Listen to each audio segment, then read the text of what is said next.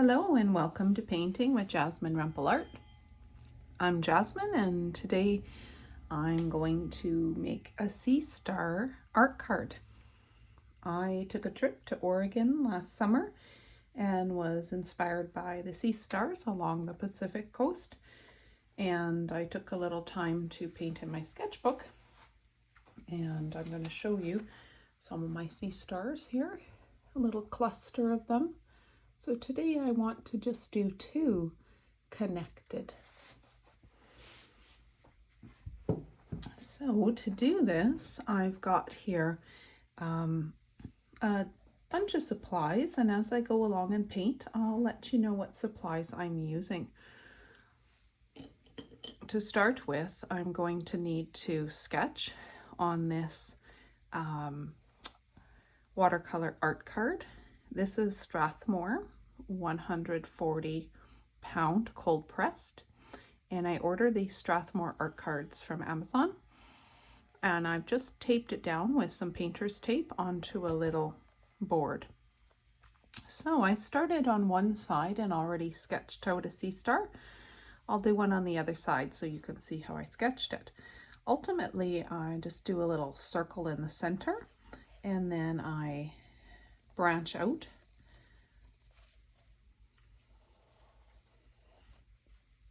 I'm going to do 5-sided sea stars.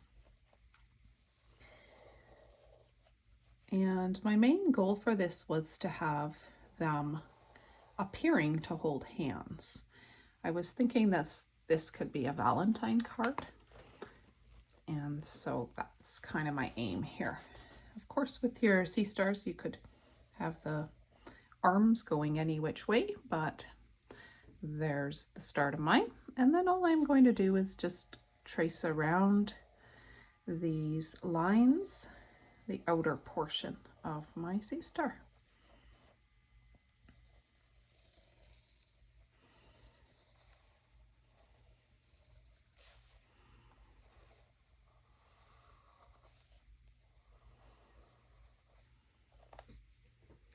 And then I will do some fixing up the areas that I don't really love. I'm okay with that arm going off the page a bit.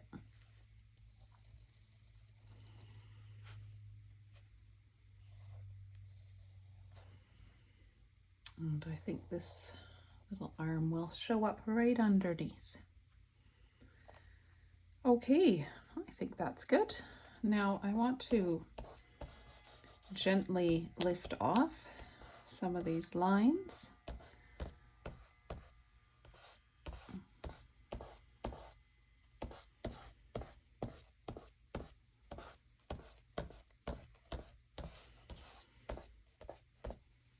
Right, that's good. I can see the outline of where I want to go, and you can see that too. So the next step is going to be to use some of my drawing gum. If you have masking fluid, that will work too.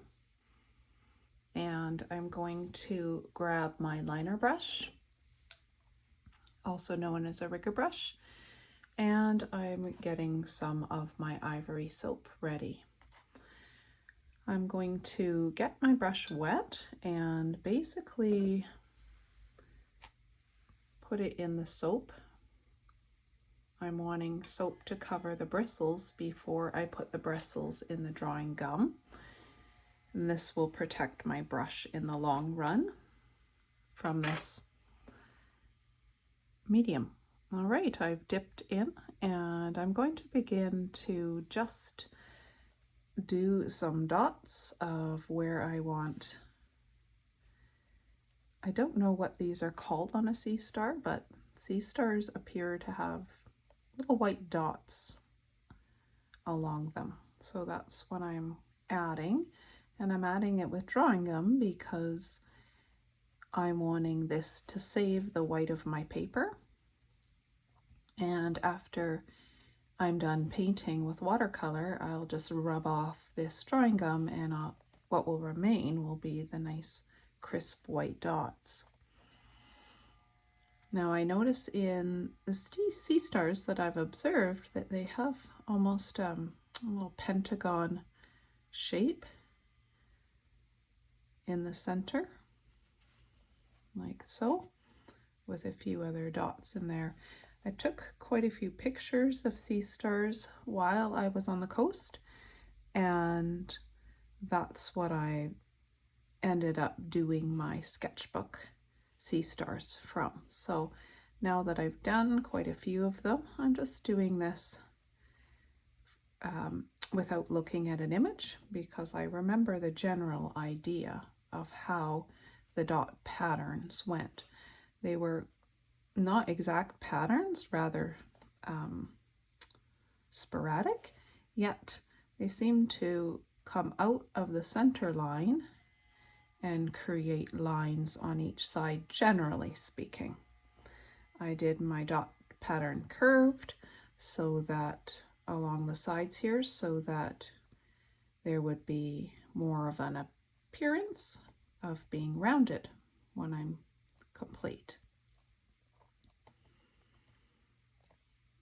This is quite meditative and peaceful, this process. And so as you go along, just enjoy this and put your dots where you want your dots to go. Some are large, some are small, some are in clusters, some are close, far apart. Really, nature in the sea star doesn't seem to have a lot of precision from what I've observed. Often there's a little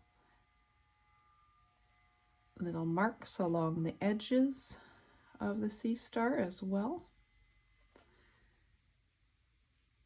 and a little cluster of these dots in the kind of the center area here between two arms.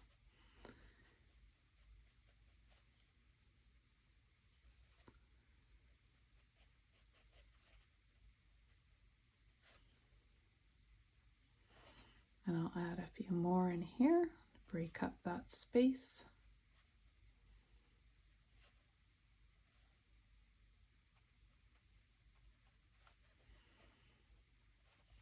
This one's coming along nicely and almost done. Once it's finished, I'll do the other one on time lapse while you work on yours. And I really hope you're going to try one.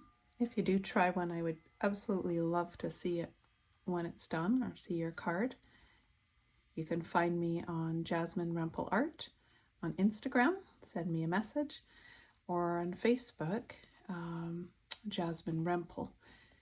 It's my personal Facebook account, but if you send me a message there, I'll definitely see it. Okay, that one is going to dry, and then I'll be ready to paint it. I'll move into time lapse for the second one.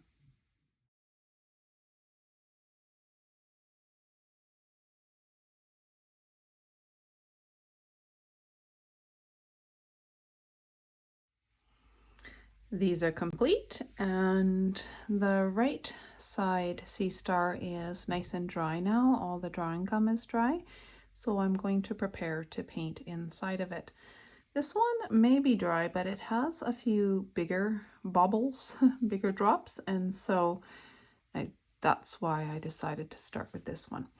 So I have already swatched out some colors that I want to use today. I'm using Daniel Smith paints, and here I have a mixture of Alizarin Crimson and Ultramarine Blue. That's what I'm going to use to do my purples. I added a bit of Hansa yellow there to create a more grayed, for some areas, more grayed look.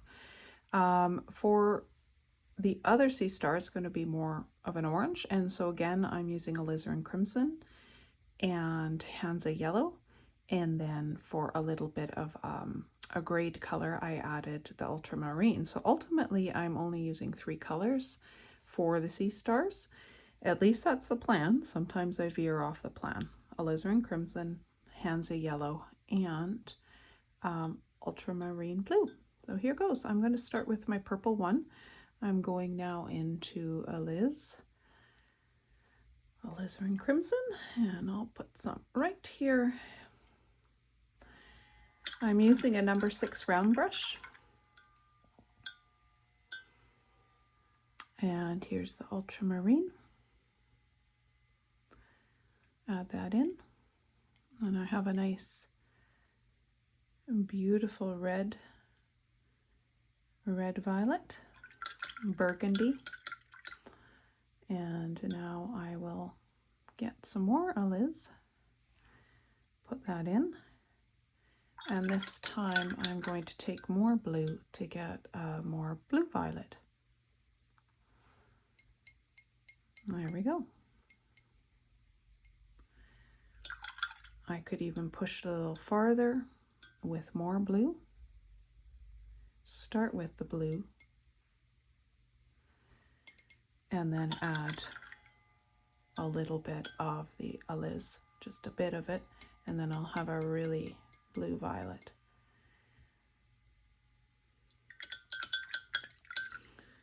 Okay, now I wanted a more grayed one. And so what I'm going to do is just take a little bit of this middle tone, put it here, and add a little dab of the Hansa yellow into here. Looks like I'm going to need more of my mixture. So there's the red, there's the blue, and the Hansa yellow was in there. I'll add a tiny bit more. There we go. A much more dull purple color. Okay, so let's begin. It's time to put a wet, just water wash in this sea star. I just simply have water on my number 6 round brush. This is a silver black velvet brush, so it has a really fine tip, and I like using it because of that fine tip. And I can get larger areas and smaller areas all with one brush. I'm aiming to fill this whole thing with water because I want to go for a wet on wet effect within the sea star. I love watching the way that colors bleed and blend together. If you're new to watercolor, bleeding just basically means how they spread across the paper as they follow the water. The pigments, the colors, as they follow the water. Okay. Now, when I'm putting the water on, I'm being mindful not to put too much and not to put too yellow. You can probably see me every once in a while touching this paper towel beside me. With some experience, I've learned how much water my brush ultimately needs. My aim is that the paper is saturated with water within the edges of the sea star, but not so saturated that there are big pools of water. I just want the water to absorb within the paper. That takes time to be able to learn to get the right consistency, so be patient with yourself as you learn to use watercolor. Have fun, go easy on yourself, and eventually you will get the technique of the wet on wet. Okay, now I'm just going to reach into some of my color and you'll see what I mean by bleeding. And that's bleeding. The pigment is basically running across the water, and the water is carrying the pigment. And it's really quite a beautiful effect. I didn't mix up enough there, but that's okay. I will just use that. They actually turned out to be very similar mixtures of value. I'm just starting in on my arm, the edges of my arms, not for a particular reason, just because I intuitively felt like it.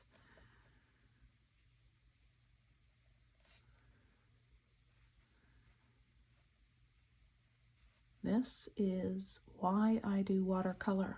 I love watching the wet on wet effect.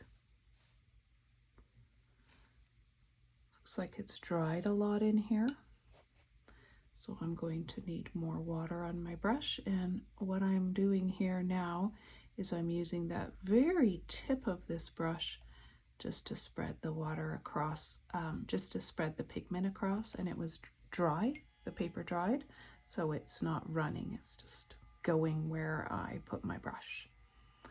Good. Now I'm going to go for my other mixture, the more burgundy, and I'll just drop that into the center, and you can see how it's spreading by itself, bleeding out. As your sea star dries, and it dries quickly, particularly if you're in a warm setting, it won't bleed well anymore. So the trick with watercolor, honestly, is to learn to work rather quickly with it. Right here, the wet area met a dry edge, and I'm having a bit of a bloom, what's called a bloom, but I'm all right with that. There are just sea stars after all. Just tapping in some of the darker, and I'm going to let that be my first layer, and I'll let that dry. I can always come in and add more a little later. And I can fix up this dry edge a little later as well. It looks like I'm going to have one here.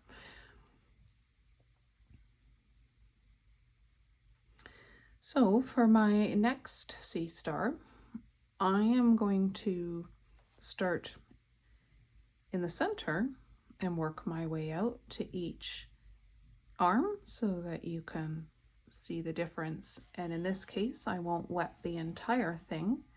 I will just wet an area and then pull the wetness down as I go. So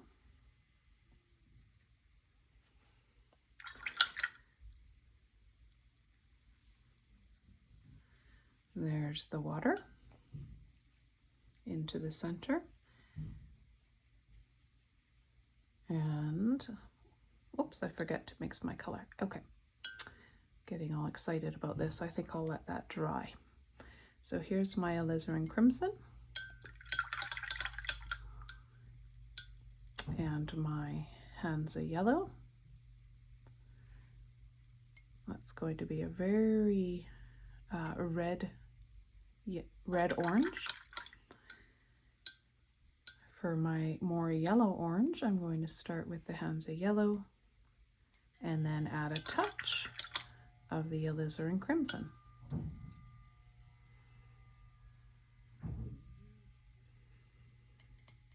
That alizarin crimson is so powerful that it's actually still quite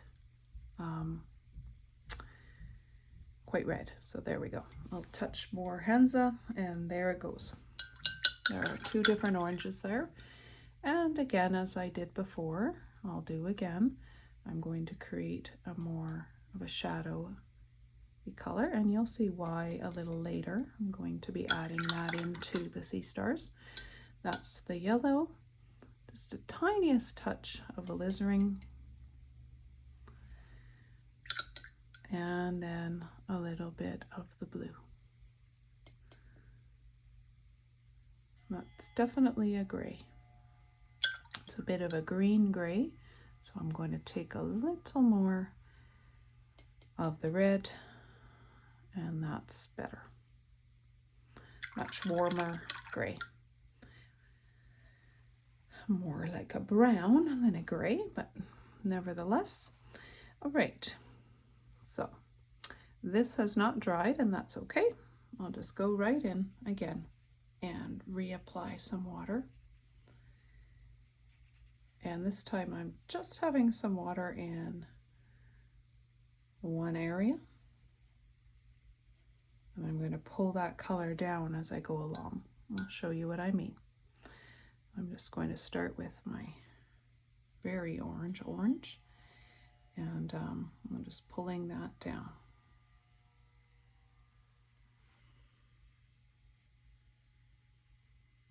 Now what I'm doing is I'm painting wet on dry.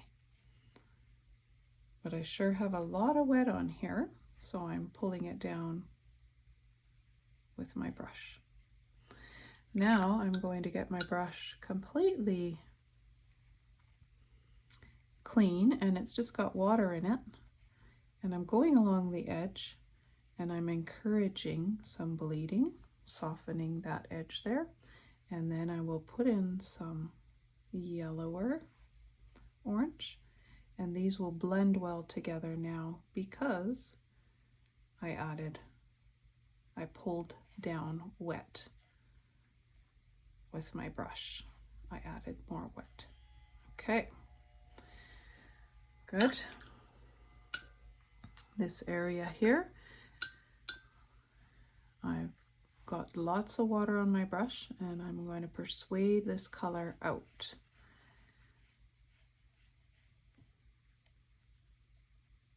Now this is still wet, so I'm going to purposely leave a little white edge here where I don't want the wet of one side to touch the wet of the other. Otherwise the orange and the purple will end up bleeding together. So you can see that white edge there, and that's okay. Great, and now again, I've got a wet brush, pulling this arm out, grabbing a bit of color, bringing it in, and pulling that color down my brush. Same thing here, it was wet on that edge, and I'm simply, with my wet brush, going to persuade that wet water to come down, and then I'll add a bit of pigment to it as well.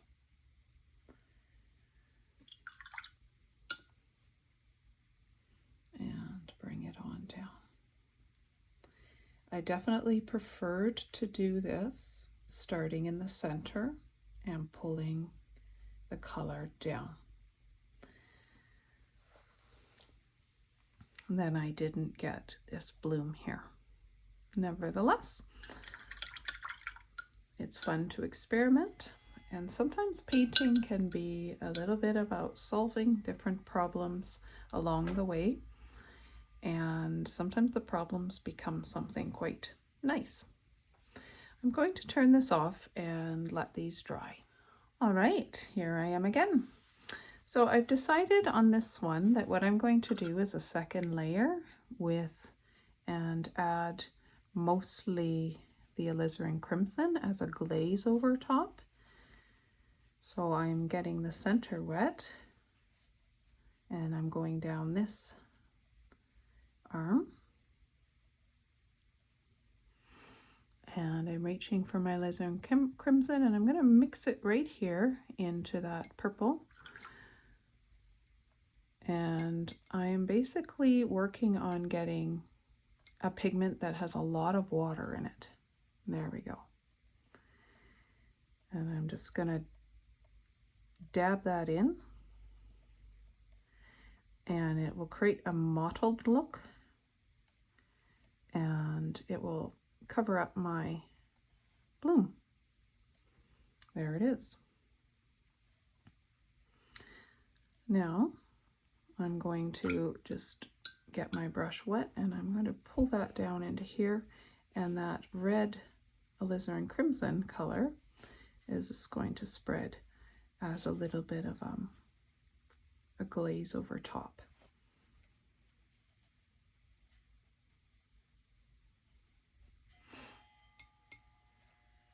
I'm just tapping it here and there.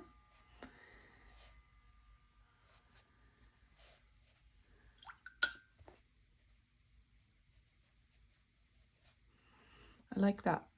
Okay, let's pull it down this way as well, and this time I'm going to add a bit of that ultra and make this one blue purple. Just that mottled look.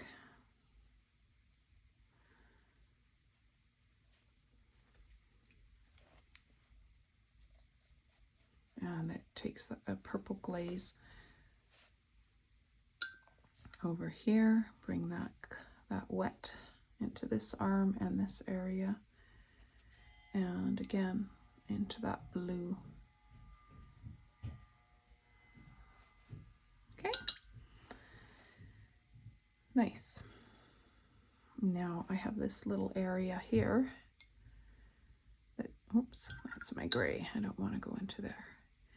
This little area here that needs something. So let's come in there, darken that up.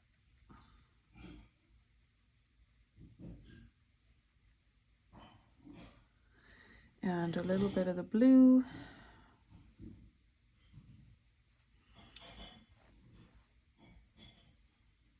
Good.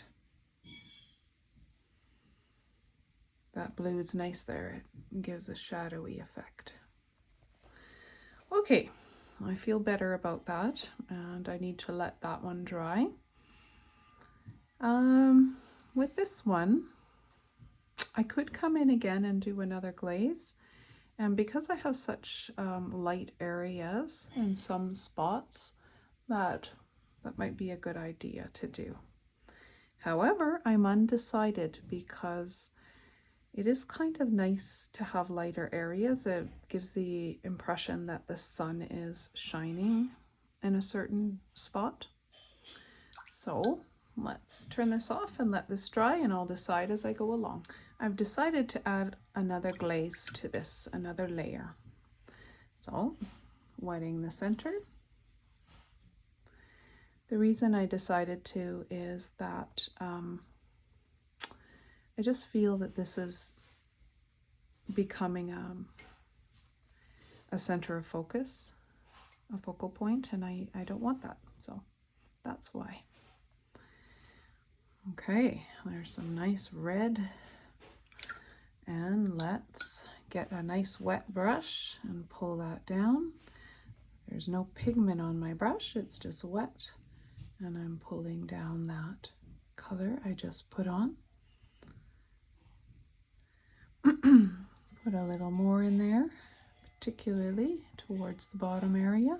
Perfect. Okay, and now I'm going to pull that wet area out here as well. And this time I just want to go a little further.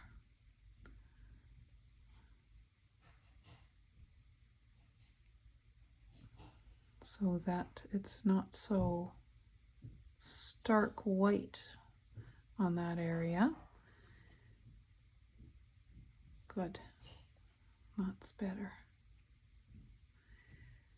Nice. I did it in a dabbled way, dotted way, so that it would match some of the other white dots that we're going to end up having. Pulling that down there, just adding a little more color in here and there, working fairly quickly and bringing that wet edge down as well into here. Super. See a bloom growing. The dreaded blooms. Watercolor artists sometimes feel like they're doing a terrible job if they're met with a bloom, and others seem to use the blooms to their advantage. Now, I have not been a watercolor artist for long. This summer will be my 3rd year playing with watercolors. There. Okay. I have some blooming happening, but I'm not going to worry about it. I'm going to consider it texture. All right. I like that. Now, I did make a gray, and there was a reason for it. So, the light sources seem to be coming from everywhere. From this angle and from this angle, so I think I'll build with the light source coming from this angle, and I will add some of this gray to here. This is wet on dry. Then I clean my brush and I quickly just get some water on the edge, and that way it's going to bleed out into the water I've placed, and I'll have a soft edge, but it's going to be a nice shadow here, and I want that. Right, good. I'm running out of shadow color. I'm going to do the same thing right in here. That's my shadow color. It's much more dilute, and run my brush along the edge. Going to mix up some more shadow color. I had a purple over here, burgundy, some blue, and then I put some Hansa yellow in it. That one is a little too green, so adding a bit more red, playing till I get that color I want. A little more blue. That should do. All right.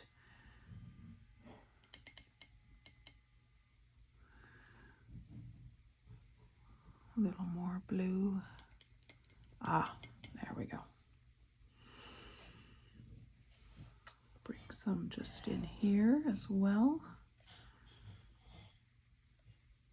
Good, and I don't want that hard edge, so running water along this edge will pull that hard edge out. Super.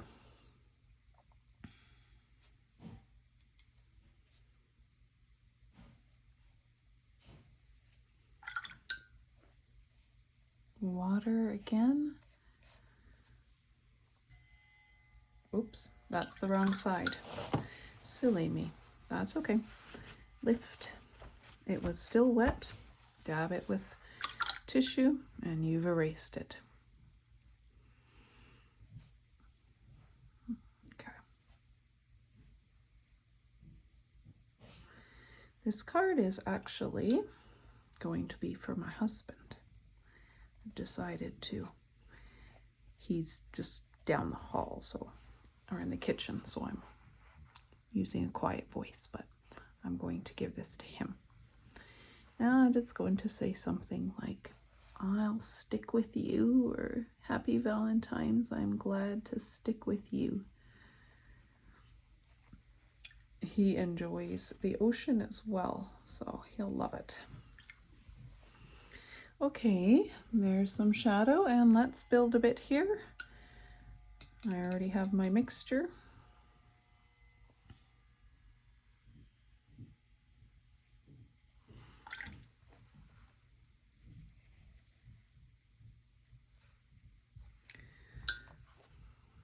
Not as easy to see that one, but that's okay. Maybe just tap in a bit more in there. Right in here. And pull that out.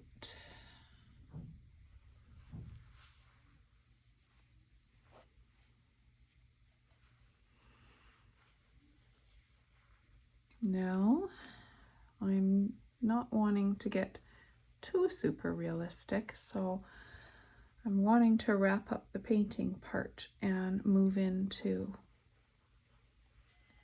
erasing, lifting out this really lovely, blending that out a bit, lifting out this drawing gum, because I really want to see what I've got underneath. It's really exciting when you erase the drawing gum. So let's stop here, let it dry, and then erase the drawing gum. Well, before we erase this drawing gum, I'd like to actually put in a background. So I'm going to move to a larger brush, a number 8, and I've mixed up a mixture of all 3 colors in different in different tones. So I've got a very kind of a gray purple, and then I went for a very dark gray burgundy, and that's pure blue. So pure ultramarine, a mixture of ultra with the Hansa and the come on, I could do this, Alizarin crimson. Yeah, so there is more blue in this one, and there's more red in this one. And I'm going to create kind of a wet on wet background, and then I'm going to sprinkle a bit of kosher salt on the background as well. So to do this, I basically want to wet an area with water.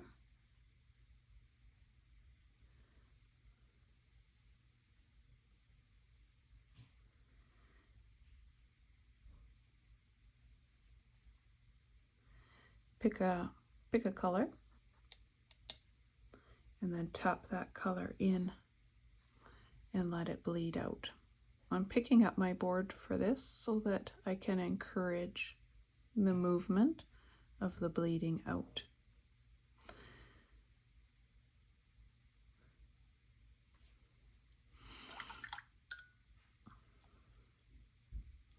Now I'm not wanting to be painting the entire background with color. Instead, I'm wanting more of a watery effect. So I'm bringing water along these edges as well. And I'm grabbing another color, persuading it to come down, and that will end up mixing with the first one. My brush is now clean, and I'll just move that water around a little.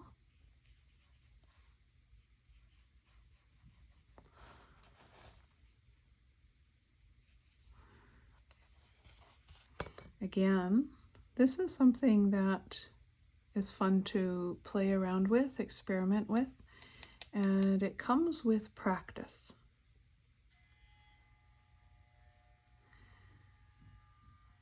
I'm simply tapping color and letting it bleed into the water and to mix with another color.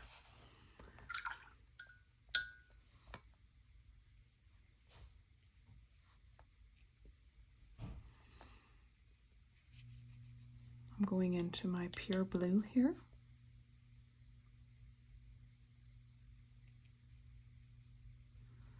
And I'll tap in a bit of that here as well. I'm kind of imagining that the sea stars are on some rocks. Watery rocks, perhaps. Which is why I am aiming for these blue-grays.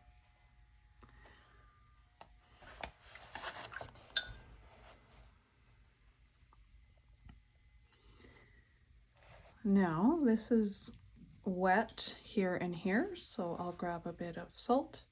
I'm just going to sprinkle a little bit. That's dry, so I won't put salt there. And I'll go into another region.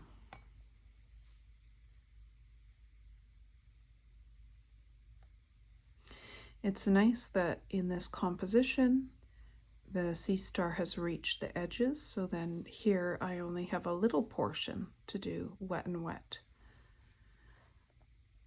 And I think I'll again reach for that straight, pure ultra blue and tap it into the corner here. Let it bleed out. And then touch it with a bit of this.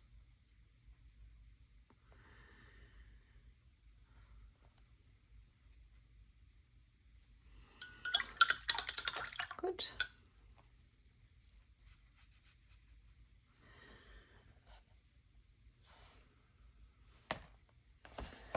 Tap a little bit of, or sprinkle a little bit of salt there as well. Okay, and turning it. So now really there's a big area here. It might have been better to have one of these touch the edge, then it would have been easier to do the background, but that's okay. Not that big a deal. Going back into this area, just the wet, again, number 8 brush. That way I can work in large spaces and work rather quickly.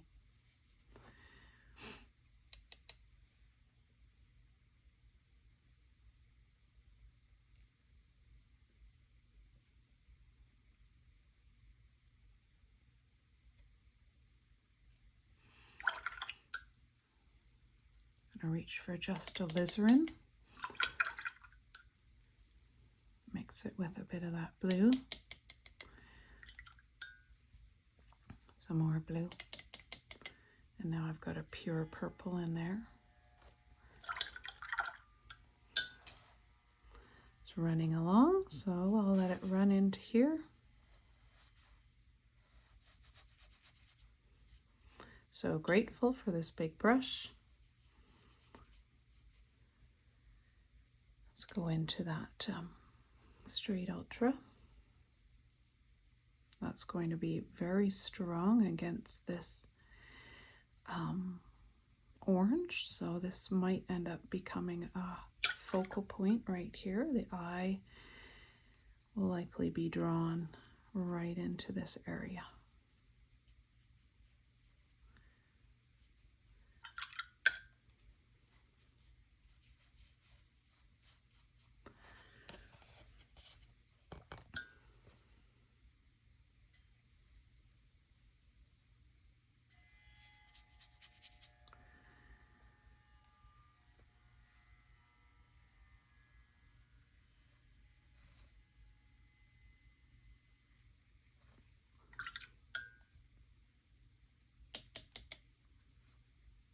More of that pinky pigment running into there as well, just because.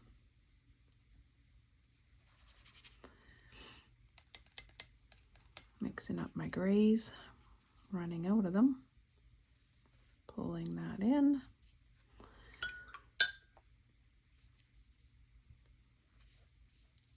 And into here. At this point, I'm running low on color. I'm just using what I have left. Okay, so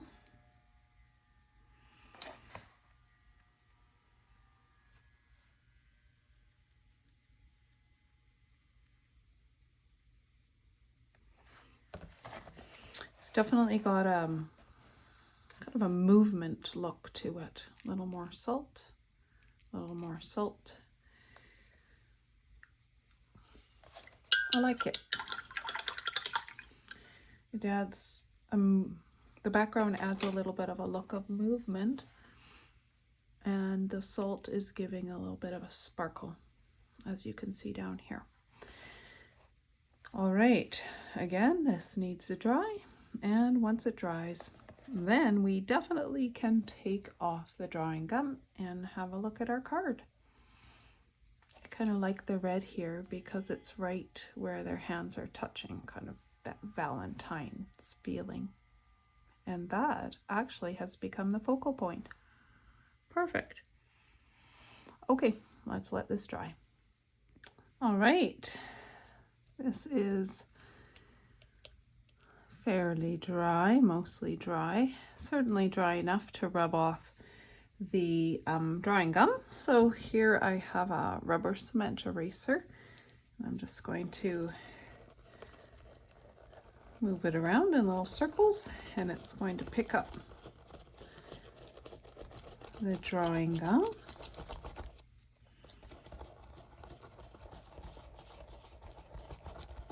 And reveal those nice little white marks. Wow, they sure stand out. And now if I wanted to take the time, I could do another glaze over some of the white marks so that they are, you know, a little more realistic, because they're not going to be stark white on a sea star. But I don't think I'm going to, because what I'm finding is that the white marks are really making the sea stars prominent and just sort of really jumping out of the background now.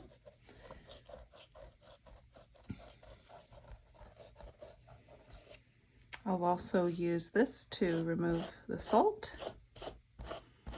I just love that little sparkle effect we've got here. And here, and here. Oops, that was not quite dry. That's okay. I blended it in. Okay, now let's peel off the tape and see what the final result is.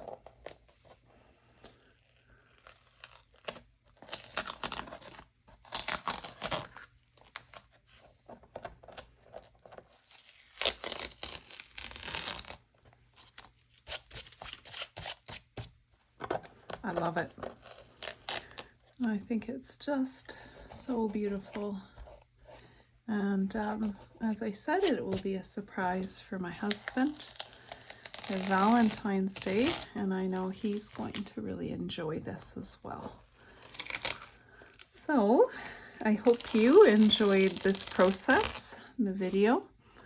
If you did, subscribe to my channel if you want to see some more. Leave me a like, make a comment. If you made something inspired by my art, I'd love to see it. Wow, those are really bright little dots. They're really standing out. Who knows? A little later I might be tempted to go over some of them with a little glaze, but for now I'm enjoying them. Just going to sign this. I'll use Ultra Blue. Same colors as I've been using, basically.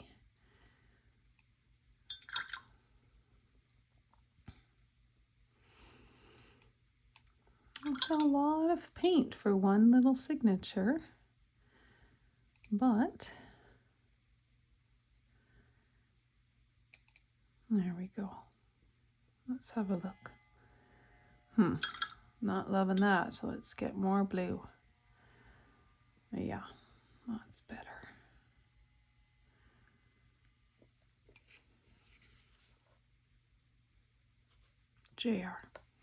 Jasmine Rumple.